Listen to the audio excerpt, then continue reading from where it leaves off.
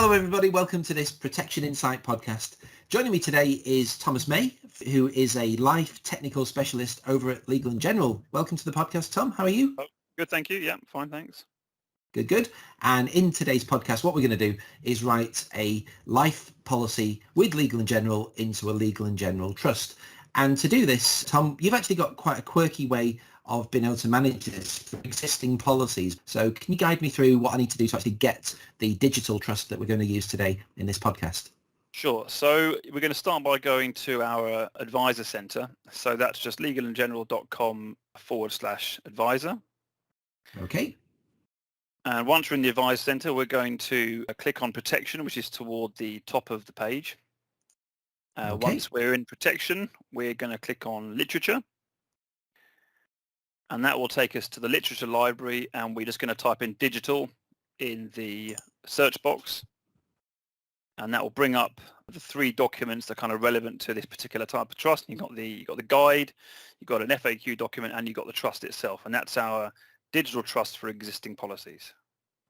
Okay, so we've got those three documents there. We're going to focus on Legal & General Digital Trust for existing policies. So if I click on that and then just open up the link that appears, and here we go. We've got the Legal & General Digital Trust for existing policies, discretionary trust email version. What you're going to see in this podcast today is we're not actually going to be capturing any signatures as you might have seen from some of the other providers. So this is an email version that we'll be emailing into Legal & General a bit later on.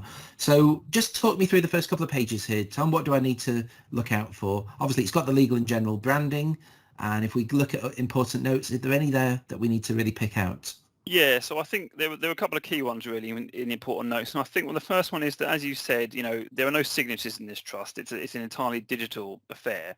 So I think one of the key ones is that when you're going to appoint trustees, let them know that you appointed them as trustees. It's one of the key elements to their appointment, to a kind of a successful and valid appointment as a trustee, is to let them know that they're a trustee. And that's one of the points that's drawn out in the important notes. I mean, otherwise it's fairly sort of standard stuff really, just make sure you understand what you're doing and that you want to create a trust and so on. But that's mainly it really. Yeah, they're pretty standard notes, those really. They're the two key ones, I think. Okay. And if we move down to page number 3, this looks like the start of the trust where we start completing things. So the date of the trust. Now we've seen differences between the different providers about the types of dates that are actually captured, Tom. So just clarify exactly what date we need to be putting in here. Yeah, it's just whatever that date is that's required for the trust to commence, basically a date on or after the policy started. It could be the policy start date, and theoretically the policy would be on risk. Any policy that's on risk, basically, it can be the date you want the trust to start from. Okay, so we'll put in there today's date. And if we move down to B, definitions, this is the settler. Now the settler is the person who creates the trust, so that's the life assured, isn't it, Tom? That's right, exactly. Okay, so we'll put the name, address, postcode. Good idea to put date of birth in there as well, and we can identify clearly that person, and the email address, which is something you won't necessarily have seen on other paper trust deeds.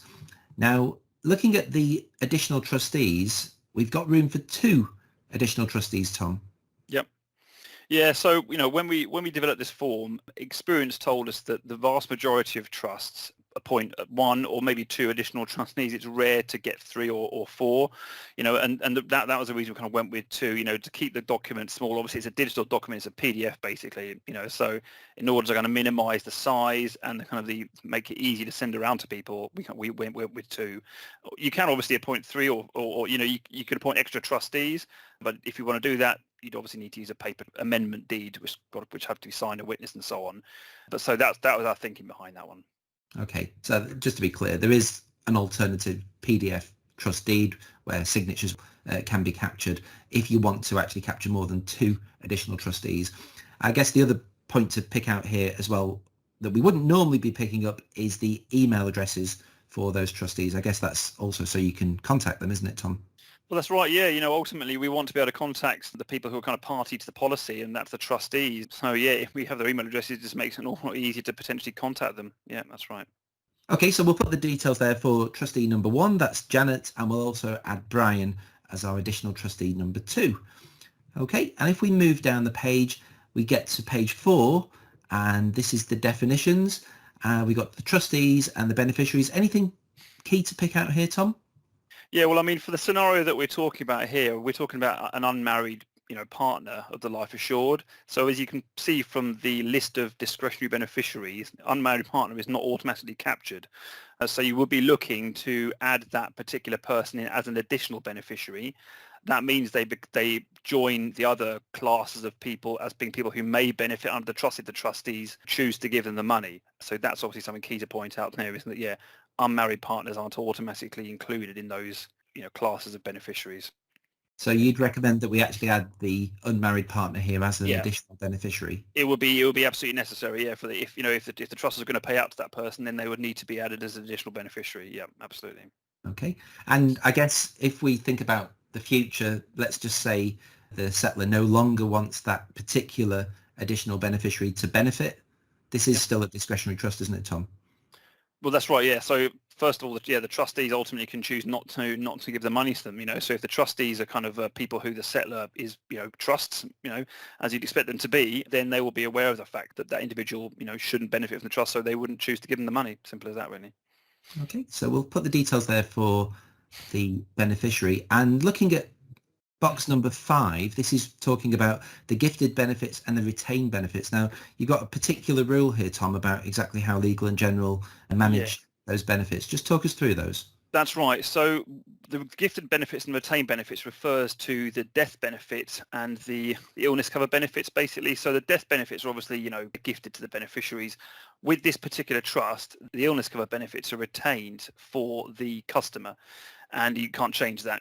It was obviously, again, we're looking to make the trust simple and kind of as secure as possible. And we decided to go with that approach where we weren't going to give the option of giving that illness cover away. So if they want to give the illness cover away, obviously you can still use a kind of a paper trust, which gives that option still. But with this particular digital trust, as is the case with most trusts, the illness cover is retained for the benefit of the settler or the life assured.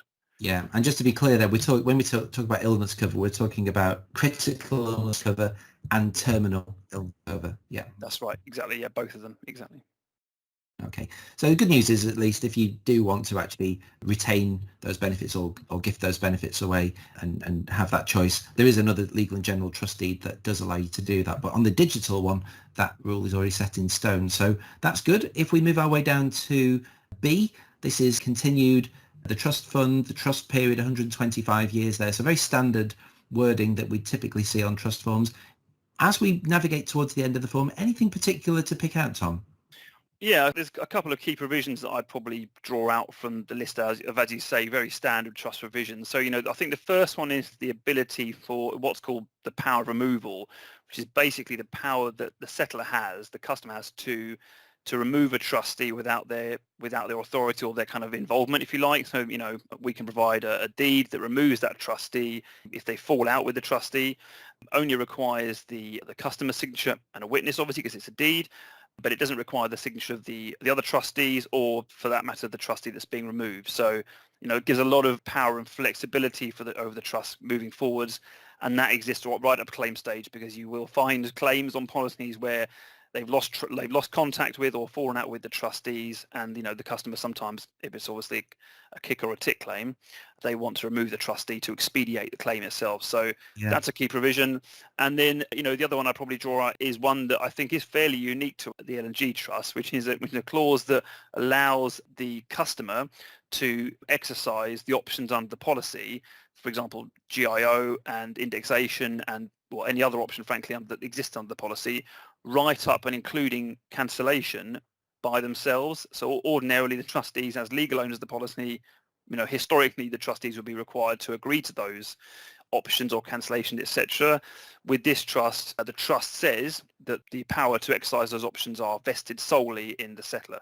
So you don't need to ask the trustee's permission to cancel is the short answer there. So there are, I think, the two key points to draw out, and they make the trust very, very simple, very flexible. If you're replacing cover, then you need the existing cover to be cancelled, and that can prove tricky sometimes. Not in this case. The customer can cancel the policy off their own back and move on with the replacement cover. So very useful little clause, that one. Yeah. So it's obviously been designed with a lot of common sense and practicality in mind. So looks really good. And if we navigate down a bit further, there's not much more to go. If we'll get, in fact, it's the last page of the trust form. Now, this is obviously a bit different to virtually every other life insurance company. So the schedule is effectively where we're going to sign the form, but we're not going to sign it in the conventional sense. So just talk me through what I need to do here, Tom. Like you said, the schedule is basically, where the advisor or the customer tells us which policy this trust form is for. So they give the description, the policy number, the life insured's name. And once they finish that, as you say, the last thing to do is tick the box at the end of the form. There's a small declaration before that to confirm, that the intention is to create a trust. They know what they're doing. They've been advised to a suitable degree and so on. And they tick the box. And then the trust is created, basically. Simple as that. Right. Easy peasy. So Easy description peasy, of the lemon policy, squeezy. the policy number, the life assured, tick the box.